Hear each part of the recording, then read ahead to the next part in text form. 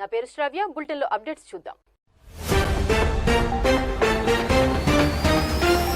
గూడూరు గోడు ఉధృతంగా మారుతోంది. గూడూరు నియోజకవర్గాన్ని జిల్లా కేంద్రంగా చేయాలని, లేదంటే నెల్లూరు జిల్లాలో కలపాలంటూ కోట, వాకాడు, చిట్టమూరు మండలాల జేఏసీ వినూత్న రీతిలో ఉద్యమం చేపట్టింది.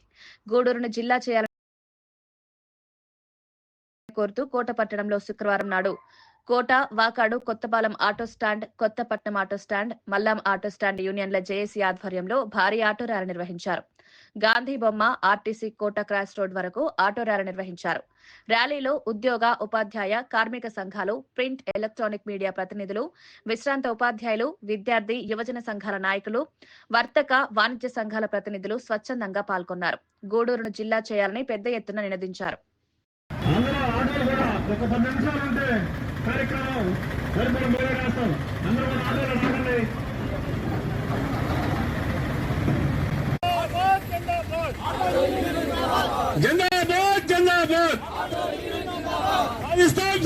గూడూరుని జిల్లా కేంద్రంగా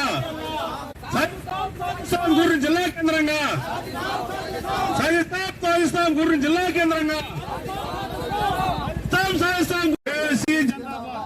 ఇప్పుడు మన ఆటో యూనియన్ నాయకులు ఒకరు మాట్లాడుతూ, ఆటోలకి ఫిట్నెస్ సర్టిఫికేట్ కావాలంటే గూడూరు అయితే చాలా దగ్గరగా ఉంటది మాకు. అదే విధంగా రేణుగుంటకి వెళ్ళాలంటే చాలా దూరం పడుతుంది, చాలా ఇబ్బందులు పడుతుంటాం. ఒక రోజు పడుతుంది, లేదు లేదన్నా పెండింగ్ పెట్టి పంపిస్తే 2 రోజులు 3 రోజులు తిరగాలంటే చాలా అవస్థలు పడిపోతాం. అదే విధంగా మనకు గూడూరులో అయితే చాలా ఇబ్బంది లేకుండా చాలా సులువుగా ఉంటది, సౌకర్యంగా ఉంటది. చాలా ఇబ్బందిగా గూడూరు నుంచి అదే విధంగా గూడూరుని జిల్లా చేసినా చాలా బాగుంటుంది, లేదా నెల్లూరుకి కలిపినా మాకు ఇబ్బంది ఉండదు. ఏ వస్తువులు కావాలన్నా, ఏదైనా ఆరోగ్యపరంగా పోవాలన్నా గూడూరుకి అయితే బస్ సౌకర్యం, ఆటో సౌకర్యం అన్ని బాగుంటాయి. అదేవిధంగా తిరుపతి కంటే చాలా ఇబ్బందికరమైన ప్లేస్ మాకు. అందుకని గూడూరుని దయచేసి గూడూరుని మాకు నియోజకవర్గంగా లేదా జిల్లాకైనా, జిల్లా కేంద్రమైనా చేయాలా, లేదా నెల్లూరుకైనా గూడూరుని కలపాలా. మా గూడూరు నియోజకవర్గాన్ని యథాప్రకారంగా మాకు నెల్లూరు జిల్లాలో ఎలాగైతే ఉండిందో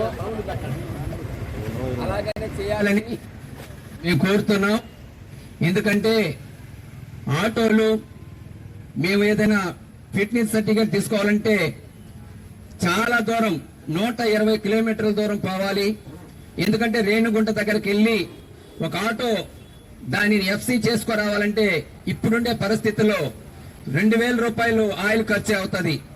దయచేసి మా చంద్రబాబు నాయుడు గారు చెప్పిన మాట ప్రకారం, లోకేష్ బాబు చెప్పిన మాట ప్రకారం మా గూడూరుని నెల్లూరు జిల్లాలోనే కలపాలి, లేదా మా గూడూరుని జిల్లాగానే చేయాలని మేము కోరుకుంటూ, ఆటో మేము కార్మికులు అందరం కూడా చాలా ఇబ్బందులు పడిపోతున్నాం. దయచేసి మీరు మాకు ఇలాంటి పని చక్కగా చేయాలని మేము కోరుకుంటున్నాం. ఎందుకంటే మేము పేదవారు ఆటో యూనియన్ అంటే అందులో ఇప్పుడు ఫ్రీ బస్సులు పెట్టిన దాని వల్ల ₹1 కూడా లేని పరిస్థితి. ఎఫ్సీ అయిందంటే మేము తిరుపతి పోలేము. దయచేసి మా మనవి ఆలకించి మా మాటలని మీరు అంగీకరించి చేస్తారని మేము నమ్మితో ముందుకు పోవాలని మేము కోరుకుంటున్నాం. గూడూరుని జిల్లాగా చేయండి, గూడూరుని నెల్లూరు జిల్లాగా కలపడానికి సహాయం చేయమని మేము కోరుకుంటూ పెద్దల్ని ఈ రిక్వెస్ట్ మీకు చేస్తూ ధన్యవాదాలు తెలియజేసుకుంటున్నాం. జై గూడూరు.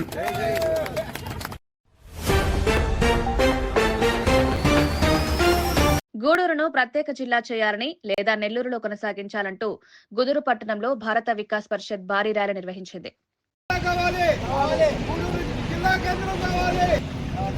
రాష్ట్ర ముఖ్యమంత్రి వర్యులు శ్రీ నారా చంద్రబాబు నాయుడు గారికి నేను తెలియజేయడం ఇంకా, సార్, ప్రపంచంలో మొట్టమొదటిగా గూడూరు అంటే తెలుసు, ఆంధ్ర రాష్ట్రం కాకముందే. కానీ మేము జిల్లా అర్హత ఉండే ఊరు ఇది. మా ప్రజలు ఏం చేశారని మేము ఈరోజు మేము మిమ్మల్ని అడుగుతున్నాం. మాకెందుకు జిల్లా ఇవ్వటం లేదు? అయ్యా, గూడూరు జిల్లా అందరూ దైవభక్తితో కూడిన వారు,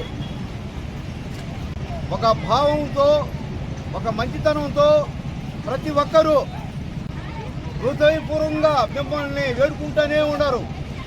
సార్, ఈరోజు మేము తెలియజేయడం కనుక మీరు గూడూరు జిల్లా చేయండి, మాకు అవకాశం ఇవ్వండి, మా ప్రయత్నాన్ని విత్డ్రా చేయవాకండి, మిమ్మల్ని మేము పూజిస్తున్నాం.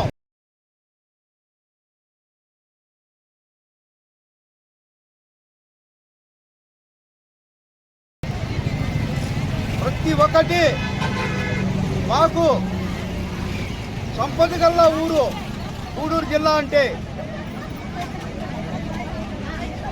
అందువలన మీరు మమ్మల్ని ఒకరో దయ చూడండి. దీనికోసం మేము అడుగుతున్నాము, గూడూరు జిల్లా కానిచ్చండి సార్.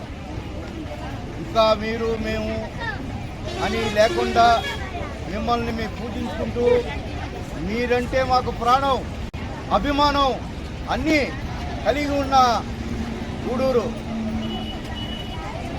సార్, ఉప ముఖ్యమంత్రి పవన్ కళ్యాణ్ గారు సార్, మీకు చెప్పి తెలియజేసేదంటే, మొట్టమొదటిగా గూడూరులో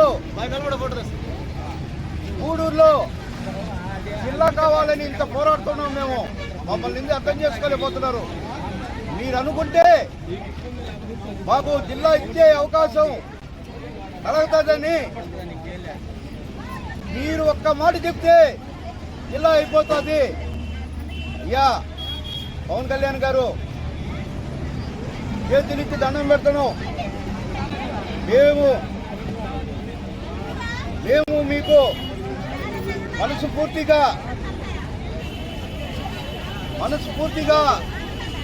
అడుగుతున్నాం తండ్రి. పవన్ కళ్యాణ్ గారు, మాకు అవకాశం కలిగించి తండ్రి, గూడూరుని జిల్లా చేసే అవకాశం మీ చేతుల్లో ఉంది. మేము ఇంతకన్నా అడిగే పరిస్థితి లేదు. ఎందువల్లంటే మేము శాంతియుతంగా ప్రతి విషయము మేము ఎవరిని హానిపరచకుండా, ఇబ్బంది పెట్టకుండా, ఏమీ లేకుండా మేము ప్రశాంతంగా అడుగుతున్నాము. అందరూ సంఘీభావం తెలుపుతున్నారు. దయచేసి ఇవి ఇప్పటి వరకు ఉన్న bulletin updates. Keep watching STV. మేము చేసే వీడియోస్ మీకు నచ్చినట్లయితే లైక్ చేయండి. అలాగే మరిన్ని ఇంట్రెస్టింగ్ అప్డేట్స్ కోసం మా STV తెలుగు ఛానల్ ని సబ్స్క్రైబ్ చేసుకోండి.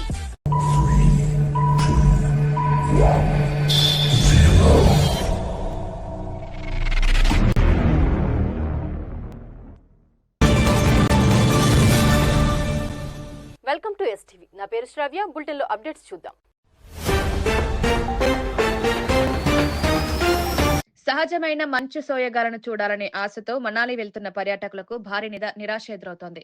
ఎంతో ఊహించుకుని 1000 కళ్లతో మనాలిలో దిగి చూసిన పర్యాటకులకు భారీ నిరాశ ఎదురవుతోంది. టూరిజం ఏజెన్సీలు పోస్ట్ చేసే అందమైన వీడియోలు చూసి మురిసిపోతున్న పర్యాటకులకు అక్కడ వాస్తవ పరిస్థితి షాక్ ఇస్తోంది. నిర్వాహకులు ఆర్టిఫిషియల్ మంచుతో గేమింగ్ జోన్లు ఏర్పాటు చేసి భారీగా వసూలు చేస్తున్నారు.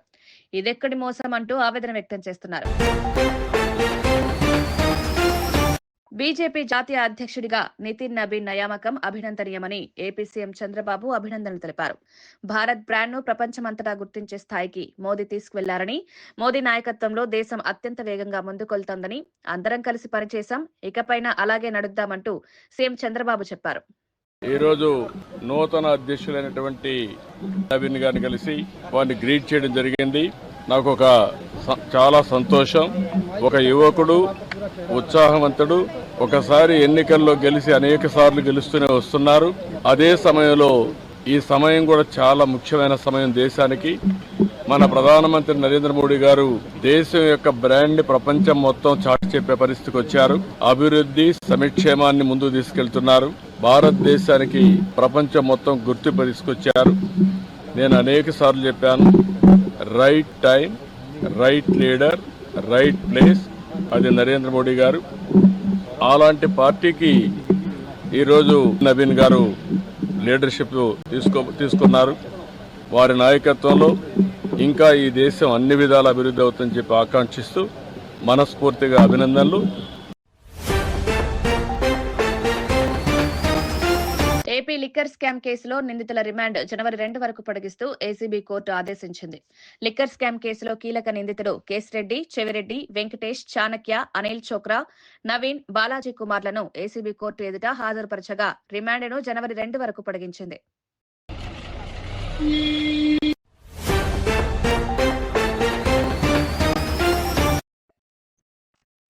విశాఖ యారాడ బీచ్ లో భారీ తిమింగలం ఒడ్డుకు చేరడంతో పర్యాటకులు ఆసక్తితో ఆనందం వ్యక్తం చేశారు.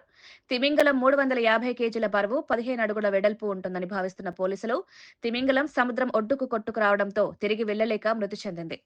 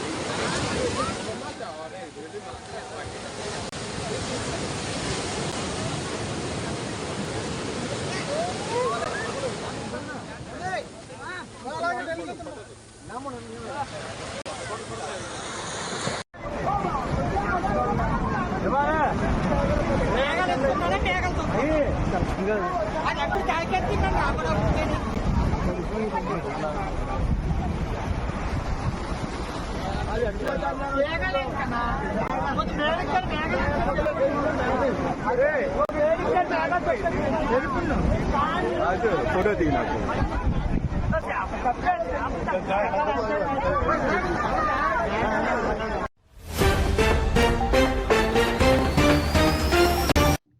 వైఎస్ఆర్ కాంగ్రెస్ పార్టీ నేత మాజీ సీఎం వైఎస్ జగన్మోహన్ రెడ్డి విమానంలో ప్రయాణించేందుకు రావడంతో ఓ చిన్నారి జగన్మోహన్ రెడ్డికి ముందస్తు శుభాకాంక్షలు చెప్పడంతో ప్రయాణికులు హర్షం ప్రకటించారు.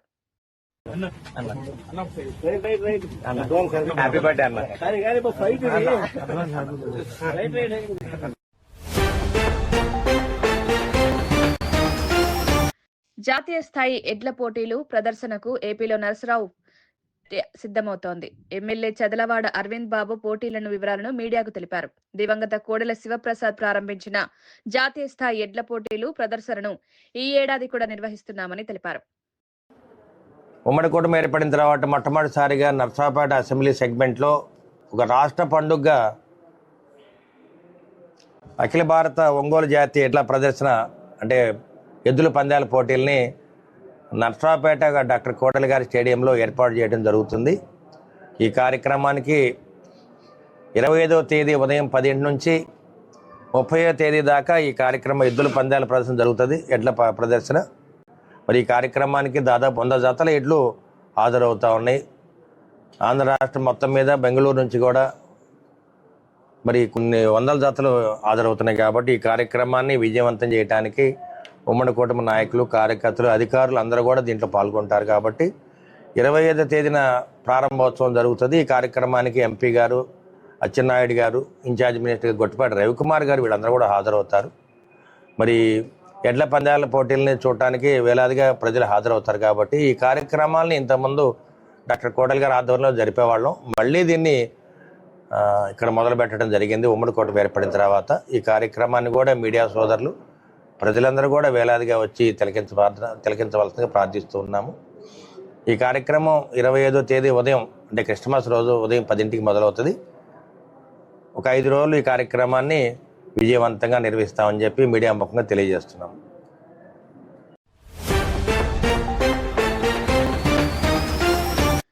ఏర్పేడు మండలంలో 27 లక్షల రూపాయలతో అభివృద్ధి పనులకు శ్రీకారం చుడుతూ పనులు ప్రారంభించారు.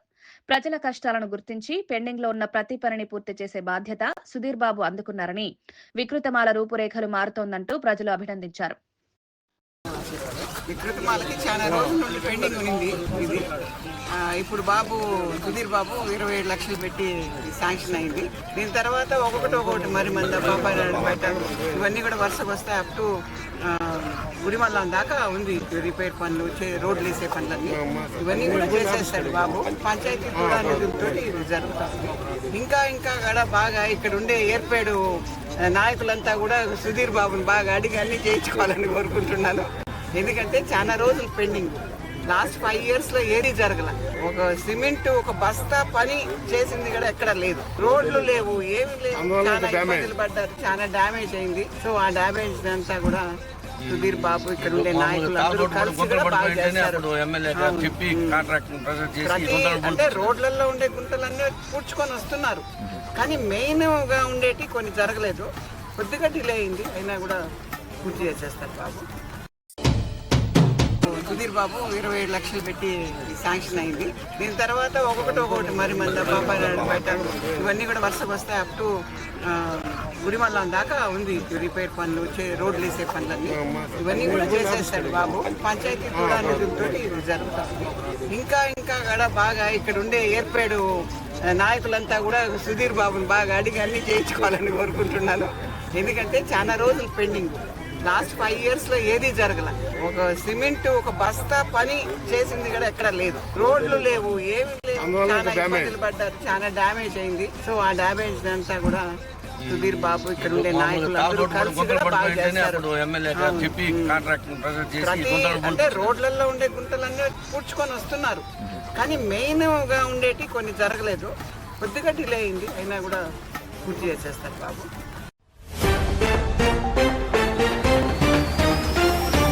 ఇవి ఇప్పటి వరకు ఉన్న bulletin updates. Keep watching STV.